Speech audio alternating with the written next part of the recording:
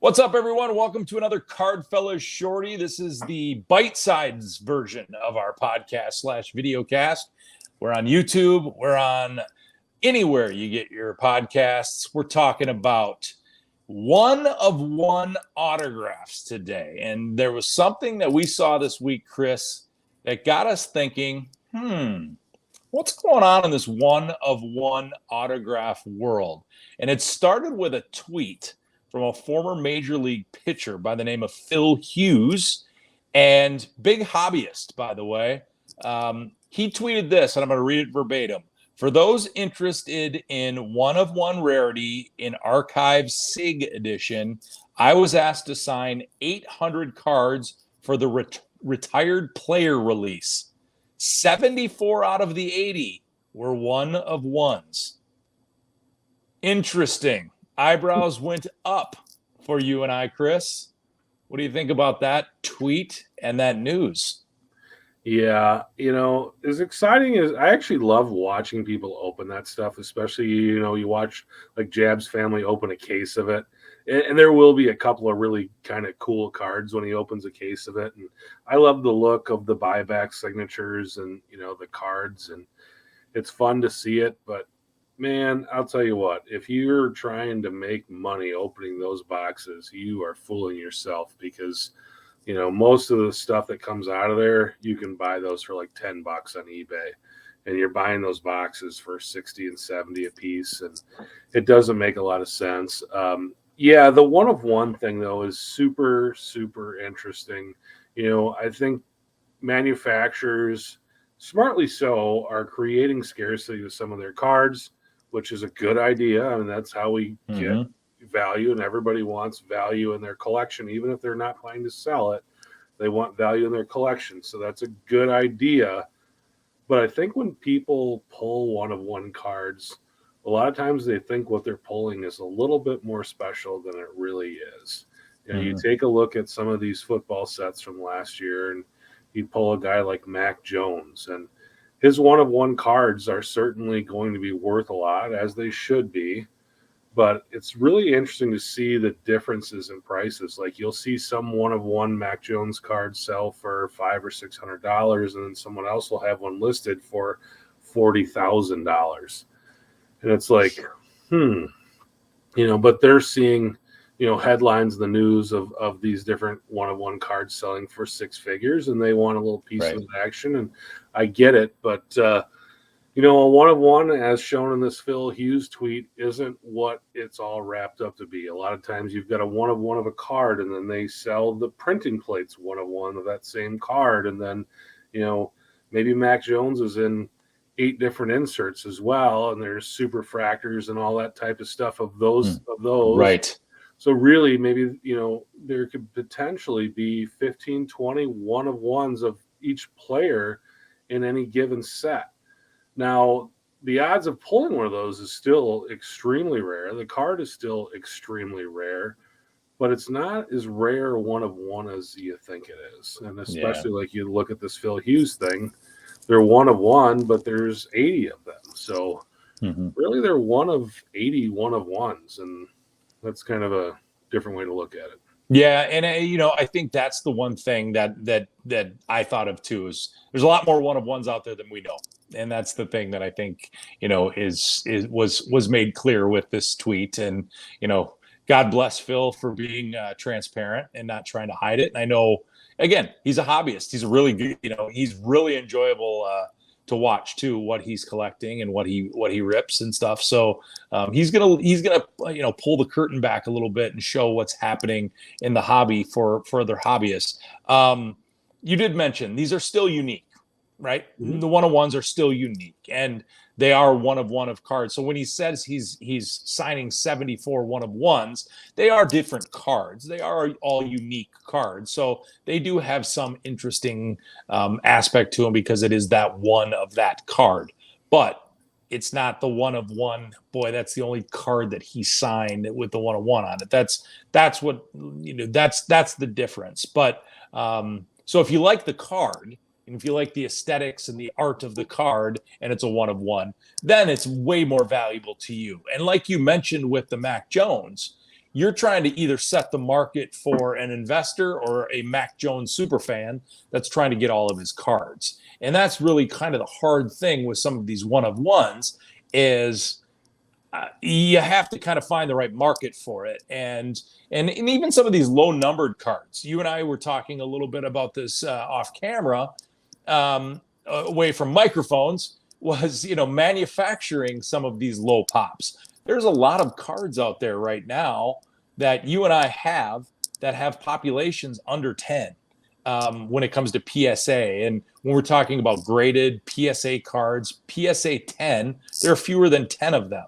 But it's hard to get people as excited for those sometimes as a one-of-one or, numbered to 10. We see some of these cards numbered to 5 sell for 6 figures. Well, you and I are sitting on some cards that they're not going to reach 5 to 10 when it comes to the pop report on a PSA 10, but you still can't get the same amount of value. So those one-of-ones are still going to have a heavy market. They're going to always have really good value, and probably, I would say, a majority of the time, they're going to hold more value than what the box is you paid for. I would just assume you're probably going to make your money back if you get a one-on-one. Maybe you lose a little bit of money here and there, but I guess I haven't done enough research on the prices and the values of every one-on-one. I guess a Phil Hughes one-of-one might not fetch the same amount as, say, a Juan Soto. That's just an obvious assumption, but most one-of-ones are going to hold their value, and they're going to fetch a good price. Let's just put it that way. Will you make your money back every time? Probably not. Basically, what I'm saying is nobody's going to get upset if they pull a one-on-one. That's still a thrill. I think that's still one of the things that we in the hobby, like if we pull a one-on-one, whenever we pull a numbered card, I pulled a Russell Wilson Chrome number to 399. I was like, oh my gosh, that was exciting to me. I couldn't imagine pulling a one-on-one. Yeah, for sure. And I think that's kind of an interesting thing. Why not make them all one-of-ones? If you're sending cards to Phil Hughes, obviously, does he have 800 different cards that were made by Topps? Maybe not. I mean, he did play in the majors for about 10 or 12 years. Mm-hmm. He's kind of an interesting guy because when he, was first a prospect, he was really highly touted. He was in the Yankee system, so that helps. And still ended up kind of having a decent career, but it was definitely an up and down career. It definitely wasn't the career that I think people thought that this guy was going to have when he was a prospect. But, why not make them all one-of-ones? I mean, you definitely could do a whole bunch of 10 out of 10 type of things for him too. Right. And what really value, is a Phil Hughes one-of-one going to really bring? Because it's another one of those things. It's like, there probably isn't 75 serious Phil Hughes collectors in the world. There probably are a handful of them that really are into Phil Hughes, but there probably isn't 75 of them. So I would guess even pulling one of those one-of-ones out of a $70 box is probably going to be a losing proposition. But like you say, kudos to Phil for kind of pulling the curtain back a little bit and showing people on Twitter. But I think that, manufactured rarity is good, especially when we're seeing some of the print numbers go through the roof right now, which, again, we are not criticizing that either. I think there's some product that should be printed like that just to help grow the hobby. But, it's, I guess what I want to leave this show with is saying that one-of-ones are good, but they're probably not as good as a lot of people believe they are when they get them. So that's the best way to put it. Yes. I think there's a little bit of smoke and mirrors when it comes to the one-on-ones, and it's a great selling point for these companies, right? I mean, it gets a lot of people hyped up and gets people talking. And you were talking earlier too, off camera, off microphone, about a card that you have. Some of the older cards that are numbered, and right. You start talking about some of those, and you start looking at the numbered cards of the early numbered card era. What a different world it was. And they are still, but they're still to this day extremely rare, and you wonder where all those cards are. And the one-of-ones, most of them I would assume get pulled, but eventually maybe they don't, and they just kind of leave. They get forgotten and left behind. But that's kind of how it was with the early days of the numbered cards. Right. Yeah. So I have a 1994 Leaf Gold Stars Ken Griffey Jr. card. It is one of 10,000, which at that time was like, hey, this is pretty exciting that there's only 10,000 of this card made. So that tells you what the junk wax era was all about. But here's what's interesting about that card. So there's 10,000 of them produced. And if you go on eBay right now, the raw ones are selling for $15 to $20. So there is demand for them for sure. But you look at the pop report on PSA, there's only been 117 of the 10,000 graded. There's only 12 10s that have been graded gem mint. So I hold one of those. But really, I don't even know how to find a value on the thing, because I think that they're, the rarity of them and the fact that it has Ken Griffey Jr. on it, it's one of those things that people aren't just selling those on eBay all the time. So just kind of an interesting thing to try to figure out how much that is. And just that card and the way it was made and the way that it, it's foil, it's high gloss. Like, I just don't think that pop report's going to grow. A lot of those cards that are still out there in packs are going to be bricked right now. But yeah, who knows where to grade that or where to get value on that. It's, but it's really hard. It's really hard. And it's same with what you were talking about with this Phil Hughes. Like, you have to find the fan that is maybe collecting that person and wants that rare card for their hobby or for their collection.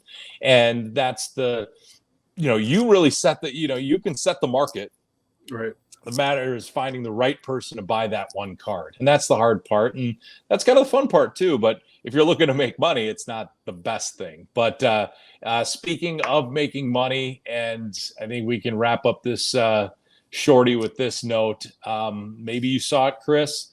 The 1-of-1 LeBron James triple Logo Man card has been pulled. This is from the 2021 Flawless Collection. There was a bounty on this card. It has been pulled. It was pulled live by the fellas on Backyard Breaks. Wow. So the highly sought after card is now accounted for. It's $3 to $5 million card, they estimate. And I was looking on Twitter as people were commenting. Apparently the Backyard Breaks guys are not very well liked, but that's another day, another story for another day. Right. But bottom line is the 1-of-1 LeBron James logo card, the Logo Man card, which is a damn sweet card. Wow. Has the logo, if you're not familiar, of him on the Lakers, the Heat, and the Cavs. All of his jersey logo, 1-of-1. That was considered kind of the holy grail right now that hadn't shown up, and it showed up. And if you want a good watch, go find it on YouTube or Instagram or Twitter or where, because man, those guys went bonkers, and I couldn't even imagine. Like I said, Chris, I've never pulled a 1-of-1. You've never pulled a 1-of-1. I want a 1-of-1. I want one. I want one. I just want to have one. I don't care if it's Phil Hughes. Like, I was a Phil Hughes fan. I really, liked him as a pitcher. I thought, he had a good personality. You could tell he loved the game, as he continues to. But like, I want a 1-of-1. I just want to have one in my collection. So maybe that's the next thing I target at the card show. Find me a 1-of-1. Go and search out one of those Phil Hughes 1-of-1s, or maybe Brian Taylor with an E. He was the first Yankees pitching Bryant, yes, with Brian hype Taylor around it that I remember. Maybe he's out signing some 1-of-1s right now, but could very well be. I'd rather have a 1-of-1 like Joe Burrow or Justin Herbert if we're talking about prospects. Sure, that would be. Can nice. I be greedy? I mean, it might as well be if we're talking hypothetically. Absolutely. Let's do that. Tom Brady for them. Right. Let's do Tom Brady. There you go. But yeah, that cool, that LeBron card. I mean, that is the epitome of manufactured rarity. They made something to create hype. It worked, and now they're cashing on it. So that's kind of what it's all about. And obviously, those guys are excited, and somebody who's going to purchase it will be excited to own it. So, well, Chris, you're a 101. Nobody like you. yeah, well, same for you, my friend. Thanks for watching, everyone. We'll be back with another shorty coming up soon.